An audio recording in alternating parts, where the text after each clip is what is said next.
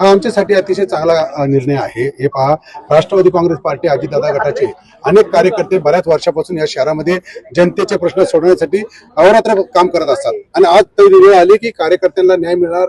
यातनं 165 जागी आम्ही या ठिकाणी लढणार आहोत।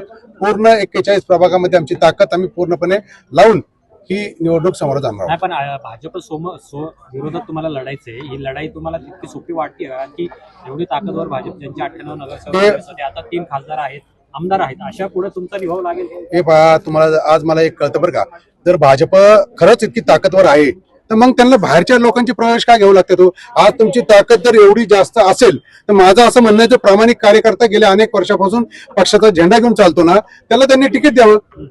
तुम्ही ज्याला ताकदवर म्हणतो मग प्रवेश का घेतात हे मला विशेष। शिवसेनेला सोबत घेतले त्यांनी, तुम्हाला काय सोबत घेतलं? असं काय झालं? हे पहा, आमची विचारधारा आज तुम्हालाही माहिती आहे, आम्ही शाहू फुले आंबेडकरांना मानणारा आमचा पक्ष आहे।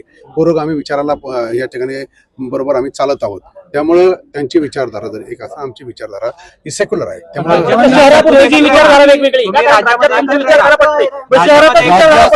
हे पहा, राज्यामध्ये आज विकासाची लोकांना गरज असते आणि त्या माध्यमातून आम्ही अनेक प्रश्न जनतेचे सोडू शकू। त्यावेळेस तशा पद्धतीची परिस्थिती असल्यामुळे त्याच्या अगोदर ह्या तुम्ही एक लक्षात घ्या, आज राष्ट्रवादी काँग्रेस पार्टी या ठिकाणी मोठ्या ताकदीने उतरणार आहे आणि मला असं वाटतं आम्हाला कुणाच्याही मदतीची गरज लागणार नाही। स्वबळावरती निवडणुकीनंतर काय चित्र असेल? महायुती सोबतच जाणार तुम्ही का वेगळं? आता मी सांगतोय की 165 जागा लढून आम्ही एक हाती सत्ता आणणार आहोत। ऐका, ते सीएम असं म्हणाले मैत्रीपूर्ण लढत आहे, तर तुम्ही मैत्रीपूर्ण लढत लढणार आहे का? कोणते मुद्दे लढत समोर जाणार आहे? पुणे शहराचे अनेक प्रश्न आहेत, त्या प्रश्नाला समोर जाणार आहोत आम्ही। दादा तुम्हाला माहिती आहे, हा एकमेव नेता ह्या महाराष्ट्रातला आहे की सकाळी 6 पासून रात्री 12 वाजेपर्यंत काम करतात आणि पुणे शहराचे अनेक मोठे प्रकल्प दादांच्याच माध्यमातून या ठिकाणी पार पडलेले आहे। त्यामुळे आमचे मुद्दे खूप चांगले आहेत, विकासाचे मुद्दे घेऊन आम्ही पुढे जाणार आहोत। मैत्रीपूर्ण लढत होणार का तुमच्याकडून?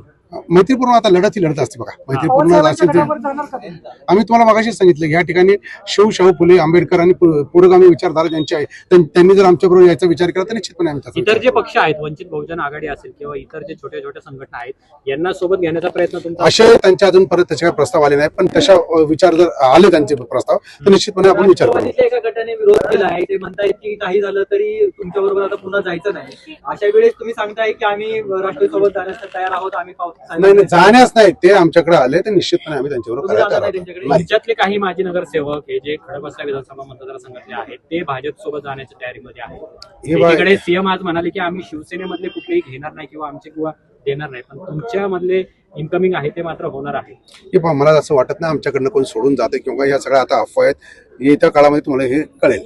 100 किती 2 दिवस फॉर्म वाटप झाले, किती फॉर्म इच्छुकांना वाटप झाले? 165 ठिकाणी आता तुम्हाला लढायचं। जवळपास आमचे म्हणजे आम्ही काय अतिशयोक्ती म्हणणार नाही, पण 550 ते 600 फॉर्म आमचे गेलेले आहेत। त्यातले जवळजवळ आता ज्या आजपासून फॉर्म स्वीकारायला आम्ही सुरुवात केलेली आहे।